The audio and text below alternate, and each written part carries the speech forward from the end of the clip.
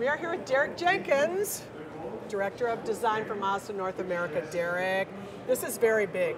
This is the hottest vehicle segment going right now, Yes. is it not? Yes, absolutely. So you have entered compact crossover with the Mazda CX-3. That's right. It's amazing. How did this happen that this car looked so good and not like a little box? Yeah, you know, first of all, this is, like you said, our big entry into the compact crossover segment, and we're pretty excited about it. You know, we're feeding off the success of CX-5. That's been a big hit for us, and so we have high hopes for this. You have a saying in Japanese that covers this particular design language. Yeah, we call that kodo, which Kodo. loosely translated means soul of motion. And that's really important because that's kind of the essence and the driving motivation behind the design direction that we've been pursuing with all the new Mazdas. Right now, it's really important for Mazda to really coin its own look. Yeah. And kodo is kind of the basis for that. Of course, we're not into the cut and paste thing. We want each car to have its own character. That's really important. And I think it's something that we try to follow through all the cars. So show us a little bit about the front. The front is amazing. It always starts with the front. So this is what we call the kodo face. It's a very defined grille, very upright, gives it a lot of attitude and a lot of character. And you can see how important it is to have the three-dimensional signature tie into the lights. Gives it a little bit more of that aggressive look and feel. And the car is very planted from the front. It's very wide. Absolutely. It has a very nice wide lower stance, and yet you have some form here tapering in, Yes. so it gives it some lightness at the same time. That's right. We've got a very long hood with a lot of the taper, like you said, and that gives the car a kind of certain speed and dynamicism. But the stretched hood is also key to it. It gives us this long hood, pulled back cabin, and that's another key part of kodo design is a cab rearward proportion. Cab rearward. Yes. So it's laid back. So no more cab forward. Let's look over here. Yeah. Let's just look at the side. As we come around the side of the car, you can see again, very dramatic long front fender. And you mentioned the width of the car. The width is so important to get a stance that makes the car look strong and planted on the road.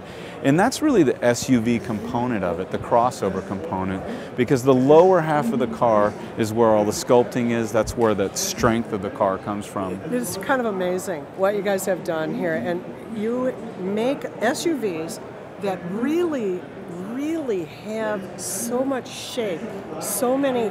Just talk a little bit about this line coming down here and then the shoulder line. Yeah, this is interesting because we have this two primary volumes of the car coming to an intersection. You have this front fender pulling all the way through this really nice clean surface, and then you have this really powerful rear volume, and together they kind of merge here in this intersection. Right. And that really defines the side of the car, you know? Right. As I mentioned, the lower half of the car is all business. It's the SUV part of it. The top half of the car is very sleek, very dynamic, almost coupe-like, but it's deceiving because you get inside, really great rear seat room, an amazing amount of cargo space and utility in the back of the car. It does kind of stick out a little bit there, doesn't it? Okay. So what about the rear? You know, the back of the car is really interesting because we have this low bumper and the number plates down below, so it's allowed us to have this really nicely contoured back of the car, very modern, very clean, very slim lighting, you know, and that's kind of where kodo design's been evolving, but the back of this car is my personal favorite, actually. Let's just look at the inside a second. Tell me about it. You know, the inside, again, is kind of an evolution of the kodo design direction, and the interior, we're very focused on this driver-oriented position, very compact binnacle, all centered to the driver's eye. And then you look across the dash, you can see we have a nice range of materials on this car. We have a high quality graining up top. We have a lot of stitched leather. Is this an upgraded, up model? This is a GT model, so this is a high grade edition. Okay. But you know, this is really representing, I think, a new benchmark for the segment. We've taken a Mazda 6 or CX-5 level interior and brought it down to the compact segment. And it's a really smart thing to do. Luxury in every area is selling. And we see this with especially with the latest Mazda buyers. They are very savvy. They know exactly what they're looking for. Amazing job, what you've done here. You made a very special little car in an important segment. Who are you up against? We're up against Nissan Juke and Mini Countryman. Cars like that. Go for it. What's the new Honda? HR-V. That. Go for it.